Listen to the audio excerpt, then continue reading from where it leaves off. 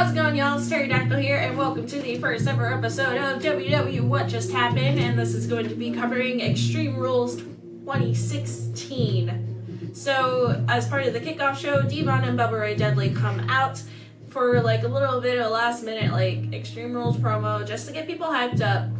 And they start talking about Extreme Rules and ECW, and they get the crowd to chant ECW, ECW, and I'm pretty happy about this right now. But then they kill the mood, and they're like, ECW died when we left and went down the toilet, blah blah blah. Like, these new era guys know nothing about Extreme, which is true, but still, you can't stop being a party pooper, Bubba Ray. So Big Cass comes out and he shuts them up, of course. And I gotta be honest, when the music played, I was really hoping that Enzo would be alongside Big Cass, but you can't have everything. So Cass goes in to prove how soft Bubba and Devon are, and he takes out the both of them by himself. Nice job, Big Cass. So now it is time for the actual kickoff match. It is Baron Corbin versus Dolph Ziggler. And Baron Corbin starts off the match with his best. Everything's going good. Ziggler is not exactly doing too well. But after a while, Dolph Ziggler gains back some of his momentum. And now we've got a match rather than Dolph being tossed around like a rag doll. And we only have 6 minutes to go before the actual... Oops, sorry, I had a hiccup. Before the actual main show starts. So at this point, it does... there's really no telling who can win, but my money was still on Baron Corbin. Dolph Ziggler delivered a DDT and the Famouser, and it looked like he was gonna win, but it wasn't enough to put away Baron Corbin. Finally, Baron Corbin just kind of like says, alright, it's Extreme Rules, there's no disqualification, I'm gonna do what I have to do to win, and he uppercuts Dolph Ziggler's little Ziggler. Poor thing, that completely takes out Ziggler. He's got nothing in him after being hit down there, and Baron Corbin delivers the end of days and takes the win. So after that, it was the Tornado Tag match between the Usos and Gallows and Anderson, and the Usos actually got some boos. It was pretty crazy. So Usos are in the ring waiting for Gallows and Anderson to come out, and Gallows and Anderson's little entrance gets interrupted by the Usos because they're full of rage. They're like, you messing with our cousin Us. And so they start wailing over on Gallows and Anderson, interrupting their entrance. Everything goes as expected, but Jimmy Uso gets taken out and he's like somewhere outside of the ring, and that leaves Jey Uso to get completely beat on. It's a 2-on-1, Gallows and Anderson versus Jey while Jimmy is out. And you know, surprisingly, I actually was kind of digging this match. I don't know, it was action non-stop. There was no time to like catch your breath and be like, alright, so this match is slowing down. Gallows leaves the ring and goes to grab the bell, and he looks to put out Jimmy with it, but Jimmy comes in with the super kick, putting out Gallows, and I can't read my own handwriting. Anderson shows up, and both Anderson and Gallows take out Jimmy Uso, so Jimmy gets pinned, and Gallows and Anderson take the win. After that, it is the United States Championship title on the line, KALISTO versus RUSEV. There's really not much to say about this. It was a normal match, as you would expect. RUSEV drops KALISTO on the apron, which, you know, is just like metal to hold the ring up together. So KALISTO's back is now injured. He's not moving. The ref is like checking him. It seems like KALISTO is actually hurt, but Rusev is like, you know what, no, whatever, I'm gonna win this. So Rusev pulls KALISTO into the middle of the ring and puts KALISTO into submission, which KALISTO immediately like taps out of. So now you have a new United States champion, Rusev. I never doubted you for a second, Ruru. So the match starts. Xavier Woods delivers his little Kamehameha type of move, which I don't see as effective at all, but you know, you gotta get some laughs in. It's part of their character. The match was pretty even,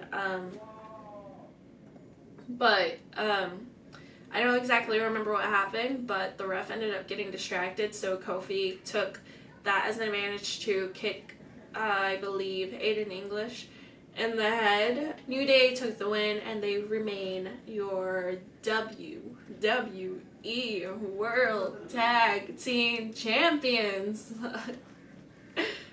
After that is the Intercontinental title on the line in the Fatal 4-Way. Cesaro versus The Miz versus Kevin Owens versus Sami Zayn. And let me just say that this match starts out with a bang. It's hilarious because the 4 men are in their own corners, and as soon as the bell rings, Sami just immediately runs towards Kevin and kicks him in the head, taking out Kevin first. And Cesaro and The Miz are both like staring at Sami Zayn like, okay, alright, you're gonna play it like that.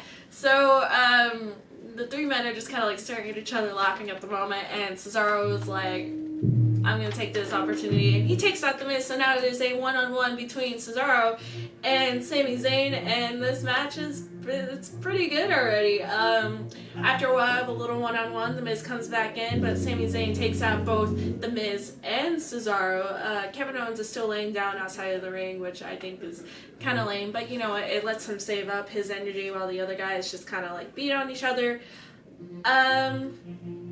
But after his like little while of resting, Kevin Owens comes back in and takes out Cesaro and starts heading towards Sami Zayn. Now the match is the Kevin Owens show, admittedly, but you know what? I don't mind that because Kevin Owens is a great performer, absolutely great. The Miz comes back in, but it's really not for long. Cesaro comes back in and tries to go for his swing. He shows that he truly is the Swiss Superman because that guy is super strong. So anyways, like I said, he goes for the swing, and of course it doesn't happen, but you know what, whatever. Kevin Owens saves the Miz, thus disturbing Cesaro's swing. And this match is completely insane. I'm really tired right now, but you gotta trust me. While I was watching this, I was like hitting the table. I was totally up for this. This match completely stole the show. The rest of the show was kind of like low key after the Intercontinental title match was happening. So of course Cesaro is fired up, and he finally gets The Miz in his little Cesaro swing, and he swings The Miz 20 times. It's absolutely insane. And then Cesaro puts The Miz into a submission. The Miz is tapping, and I'm like, yes, Cesaro wins. Cesaro thinks he wins, but in the middle of all of that, the ref was distracted by Maurice because Maurice was like, I'm gonna say my husband. So whatever, that happens. I was hyped up. I'm like, all right, let's go, Cesaro. You can do this again, and you can get the win. But eventually, The Miz ends up keeping his title. Yay, I guess. Next up, we have the first ever Asylum match. It's Dean Ambrose versus Chris Jericho, and I'm so hyped up for that, especially after the insane Fatal 4-Way that has happened. So, match starts. Chris Jericho already tries to leave. The match literally just starts, and it's stupid. They start wailing on each other, of course, and Dean Ambrose climbs up the steel cage and grabs the mop. That's his first weapon of choice, apparently. So he's whacking on Chris Jericho, and while Chris Jericho's on the ground, he just takes the mop and he starts mopping up Jericho all over his face, and it's already great. And even though the match already just started, all I'm thinking is, I want blood. I want blood. Come on, I want blood. So, match continues on. Jericho and Dean are both climbing different sides of the steel cage, going up for different weapons. Dean Ambrose grabs the nunchucks, and Chris Jericho grabs the barbed wire 2x4. Smart move, Jericho. So Jericho's just like, look what I got! What are you gonna do with those nunchucks? That's not gonna work against me, blah blah blah blah blah. And then Dean Ambrose is just staring at him, and then he starts spinning the nunchucks, and he starts doing the whole like thing, and everybody's like, whoa, Dean knows how to use nunchucks. And of course that one of those people that are me, because you know, I'm total Dean Ambrose trash over here. But Anyways, Chris Jericho gets a worried look on his face. He's like, oh no, Dean actually knows how to use these nunchucks. And, it's great. Dean lands a couple of blows, and Chris Jericho tries to leave once again. Like, come on, man, just stay in the ring. So on his way of trying to leave, because of course Dean catches him, Jericho grabs the kendo stick, and Chris Jericho has control of this match by now. Jericho is hitting on Dean, and then he goes up and he grabs the leather belt, and now he starts whipping Dean. And at this point, I'm like, alright, WWE, let's not make Dean Ambrose look weak, because we all know he is anything but weak. I wrote a little side note right here, but I'm not going to read that out because it's not okay. So anyways, Dean gets control of the match again. I didn't write down how, but Chris Jericho gets whipped by Dean because Dean eventually grabs the leather away from Chris Jericho, and Jericho wants to leave again. But of course, on his way out, he grabs the straitjacket, and Dean Ambrose has the fire extinguisher. But the fire extinguisher gets dropped. Dean almost gets put into the straitjacket. And at this point, I'm just going crazy. I'm like, Dean, you can't get this. But Dean gets out of it. Dean climbs up to the top of the steel cage and delivers an elbow to Jericho. It's absolutely insane. The match goes on, blah, blah, blah, blah, blah. Dean climbs up to the other side, and he grabs the bucket. And of course, everybody's like, all right, Dean, what are you going to do with the bucket? And then Dean grabs out this tiny, mysterious black bag. And at this point, I just lost it. I absolutely lost it, because I'm like, thumbtacks, thumbtacks, thumbtacks, thumbtacks. So Dean opens up the bag, drops everything onto the mat, and it is indeed a bag full of thumbtacks. God bless, hallelujah. But at this point, I'm crazy, and I'm like, yes, somebody fall into the thumbtacks, please. And then Jericho gets scared. He grabs the barbed wire 2x4 once again, and he starts hitting Dean in the stomach and in the back, and I'm like, no, come on. But eventually Dean Ambrose gains control of the match after Jericho's continuously tried to run away from him. Jericho's back lands right into the thumbtacks. Great spot. I did not think that they would actually use them, but thank the Lord they did. So Jericho's got a bag full of thumbtacks, and I am completely happy at this moment. Dean delivers dirty deeds onto the thumbtacks. Chris Jericho gets like a little bit, I believe, a little bit of thumbtacks in his face, and Dean only has like a little bit in his elbows, and everything's all good. Dean takes the pin, and Dean Ambrose wins. Yay! So next up is the match that a lot of people have been waiting for. It is Charlotte versus Natalya. It's for the women's championship title, and the only way that you can win is by submission. And okay, so the match was going on, and I literally wrote down, I forgot to take notes, but it looked like that the match was pretty even so far.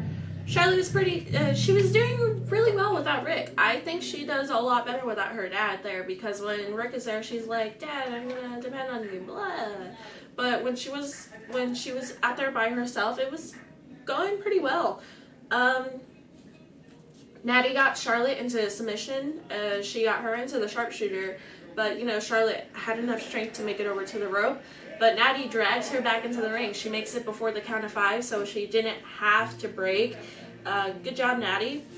But Ric Flair's music plays, and I'm like, alright, ye wouldn't dare. Natty thinks it's Flair. She's calling for the ref to ring the bell so that she can get the title, and it's Dana Brooke. It's Dana Brooke dressed as Ric Flair, and Natty gets distracted. Charlotte takes advantage. She puts her in the figure 8, and Natty taps out. Ooh. I mean, we all knew Charlotte would retain the title, but I don't like Dana Brooke. It could have been anybody else and I would have been like, alright, but it was Dana Brooke, whatever. Yay. Alright, after that, it is time for the main event. It is the WWE World Heavyweight Championship on the line. AJ Styles versus Roman Reigns. And from what I could hear, the crowd is pretty split. There were some boos for AJ, some cheers for AJ, some boos for Roman. I mean, like a little more than some. And then there's actually quite a few cheers for Roman. So the crowd is loud and the two stars are not holding back. They just immediately go for it. I'm already into this match. AJ immediately goes for a steel chair and he doesn't get to use it. But at this point, because both of the stars are outside of the ring, they are way outside of the ring. They're in the crowd. They're like near the barricades. It's going pretty cool. I was ready for them to go backstage and just like leave the audience out there and then them just like go insane. But you know, they couldn't go all the way backstage because the pin has to take place inside of the ring. It's not like one of those 24-hour matches that used to happen. So they make it all the way over to the kickoff panel with the glass table. Styles gets thrown into the glass table and all you hear is a roar of Roman sucks kind of chants, and it's pretty good, and I'm just like, damn, poor Roman. And then they make it back over to the announce table closer to the ring. AJ Styles starts tearing the place apart. The announce table's gone, the padding around the steel barricade's gone. He takes off the protective mats of the arena floor, revealing the concrete. I'm going crazy. I'm like, dude, yes, somebody get thrown onto the concrete. So the arena just absolutely looks like a mess, but not as much as a mess since when the Nexus came out a long while ago and just absolutely destroyed the ring. But the arena is still a mess. Roman gains control back of the match after AJ's done like destroying everything, but the crowd once again goes, you still suck, you still suck. Man, just poor Roman at this point. Roman Reigns goes for the Superman punch and ends up messing up. AJ counters it and Roman lands like oddly on his knee, so Roman looks actually like legitimately hurt, but he's not, so that's good because I wouldn't have enjoyed a match that ended on an actual injury.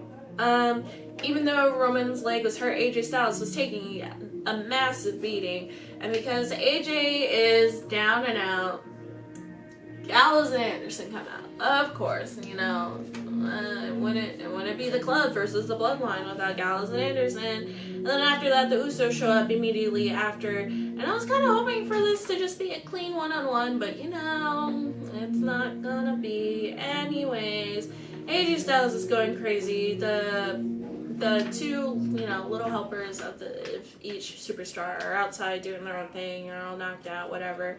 So once again, AJ Styles goes crazy with this steel chair. He's like got the steel chair. He's like whamming on the USOS, and then he goes and tries to hit Roman Reigns, but of course Reigns does not get it.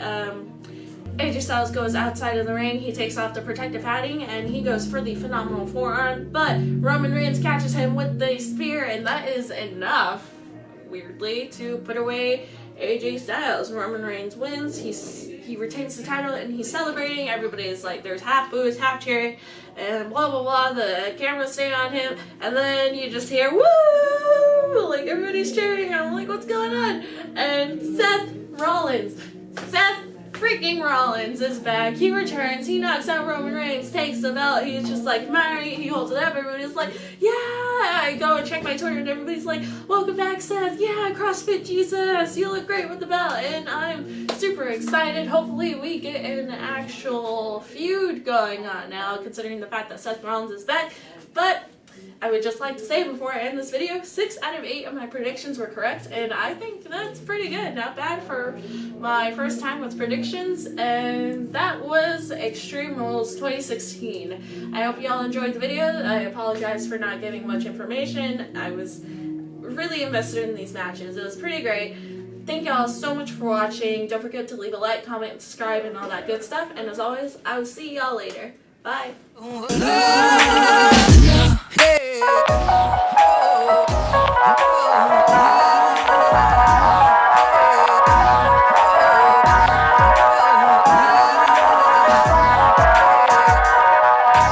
19th. Miz and Maurice are on commentary, as well as Sami Zayn. And what's the match? Kevin Owens versus Cesaro, because why not? Let's wear out these guys before